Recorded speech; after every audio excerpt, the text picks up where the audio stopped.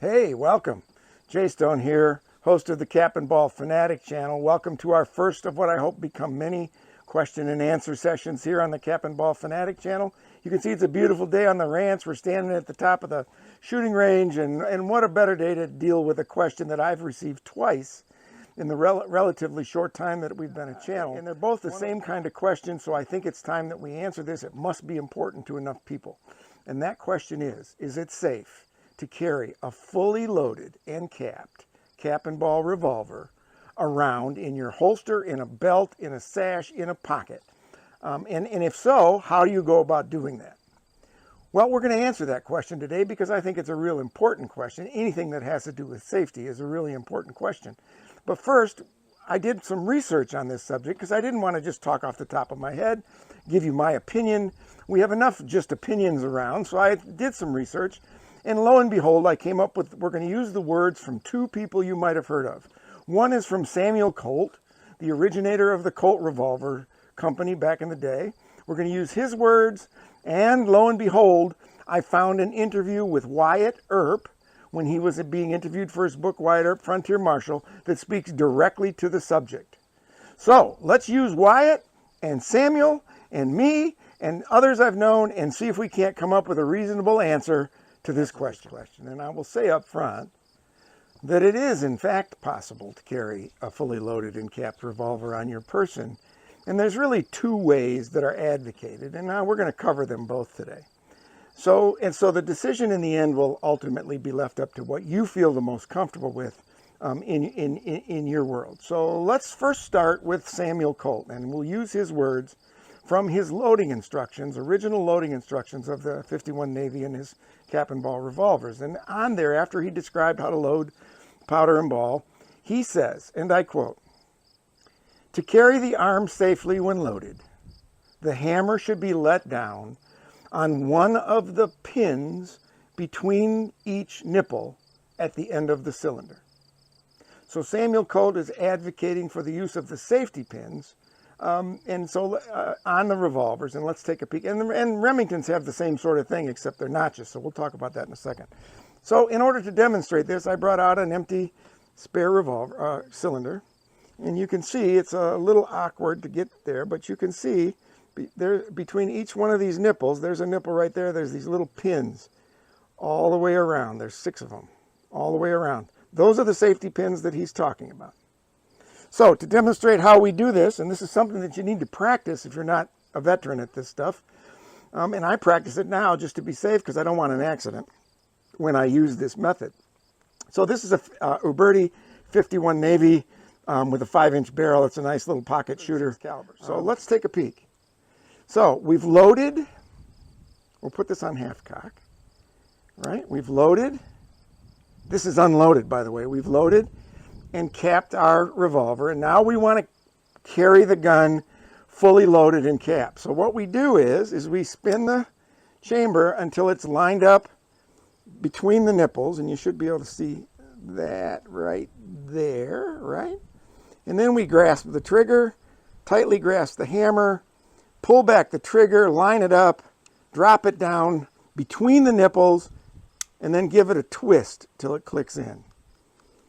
This is now safe to carry. Now, it relies on there being no problems. The pins are engaged by that little notch at the bottom of the hammer right there. So you don't want to mess with that. And you want to check to make sure your safety pins haven't been worn down. But when you go about doing this, you're loaded, one more time. You line it up between the nipples. You drop it down on there. You give it a little twist to hear that click. And now we are safe. For the Remingtons, it's essentially the same thing, except instead of the pins, the Remingtons have a notch between the nipples.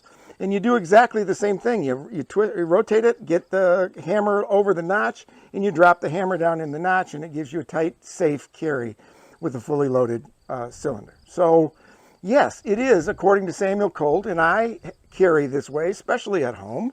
When I'm shooting here on the range, I load in my shed there, and I come out here to shoot down range. So I'm only walking about 8-10 feet to get there. And it's completely safe. I've never had a problem, but I do recommend, if this is new to you, if you haven't done this before, that you take an unloaded cap and ball revolver and you practice from half cock. Starting at half cock, you practice lining up the nipples, pulling the trigger back, getting a tight grip on that hammer so that it doesn't snap away from you. Get a tight grip on that hammer, load it up, and then gently let it down and give it a twist. And you should practice that until it's second nature. Okay? You want to make sure it's second nature. So, we've got one answer to the question from Samuel Colt. So now, let's see what Wyatt Earp had to say about this. Now, Wyatt Earp was obviously one of the great legendary gunfighters of the Old West, and he lived until 1929. But just prior to his death, he was interviewed for his book, Wyatt Earp, Frontier Marshal. And while historians have had some problems with some of the events he claimed in there, this is a direct interview, and I'm sort of going to take this one as being a direct interview. And I'm going to have to read, this is about a paragraph long, but this is Wyatt Earp in his words talking about this issue directly. I have often been asked, said Earp, why 5 shots without reloading were all a top-notch gunfighter fired when his guns were chambered for 6 cartridges. The answer is merely safety. To ensure against accidental discharge of the gun while in the holster due to a hair trigger adjustment, the hammer rested on an empty chamber. As this was widely known and practiced, the number of cartridges a man carried in his 6 gun may be taken as an indication of a man's rank with the gunfighters of the old school. Practice. So in that, if you think about what Earp said, he's saying that the gunfighters of repute, and he mentioned some names earlier. This is a lengthy interview that I want to do a video on at some point because it's really important and really cool.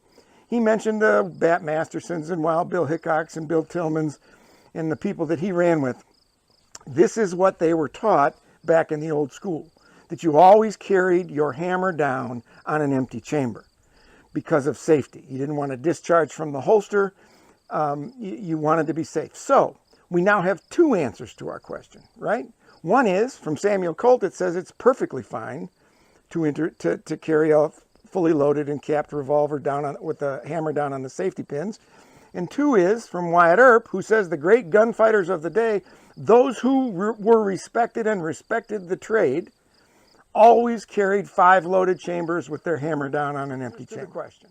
But let me tell you what's not ever okay. This is not an answer to the question, and this was implied in one of the questions that was sent to me.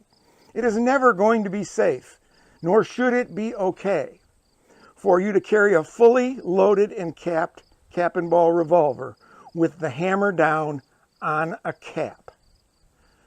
Hear me again. It is never going to be safe to carry a fully loaded cap and ball revolver with the hammer down on a live cap.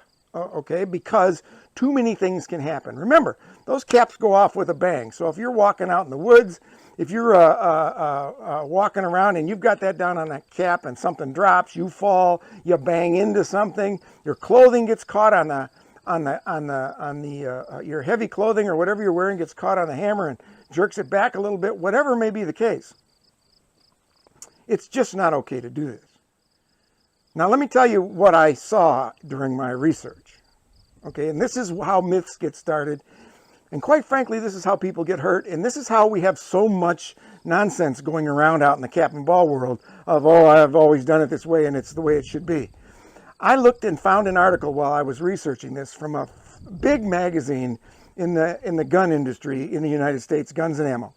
And there was an article in there to introduce readers to the joy of cap and ball revolvers. And after he whined about how hard they are to load and how often you have to clean them and all that stuff, here is what the man said. He said that after you're loaded and capped, the safest way to carry your cap and ball revolver in your holster or around on your person is with the gun on half cock. Now I want you to hear that for a second.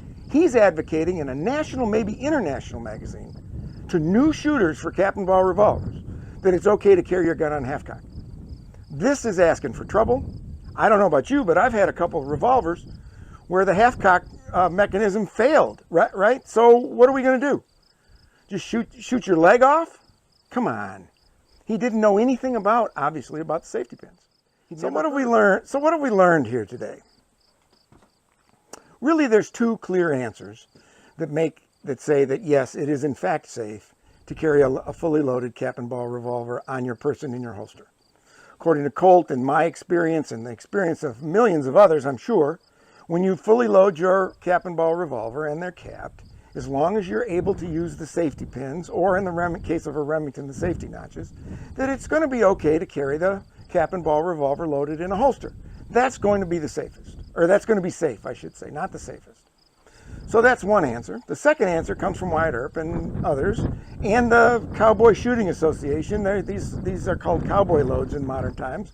And that is that you load 5 chambers and cap them, and then you always drop your hammer down on a empty chamber.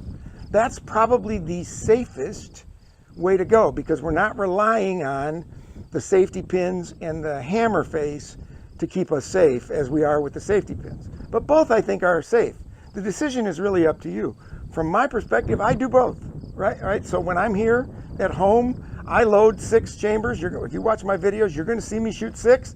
I put the hammer down on a safety notch. I holster my weapon until I walk out to where I'm going to the shooting line, and then I unholster my weapon and start from there. But when I go to the club, or when I'm in things like that, or if I was going to be out in the woods, which I do from time to time, trekking around, wearing heavy clothing, running through brush, when I'm in those situations, because of the possibility that something could happen to that hammer, I load 5 and I put my hammer down on an empty chamber. So it really, for me, depends on what I'm doing, how safe I want to be. What are the possible problems that could come up depending upon how I'm loading? So the answer to this question really is up to you. Which of these do you feel most safe with?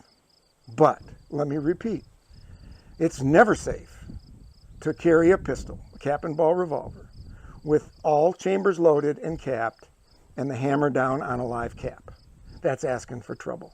And once again, because Guns and Ammo said it was true, and I want to make sure this stops here, it is also never safe to carry a fully loaded and capped cap and ball revolver on your person with the gun in half cock.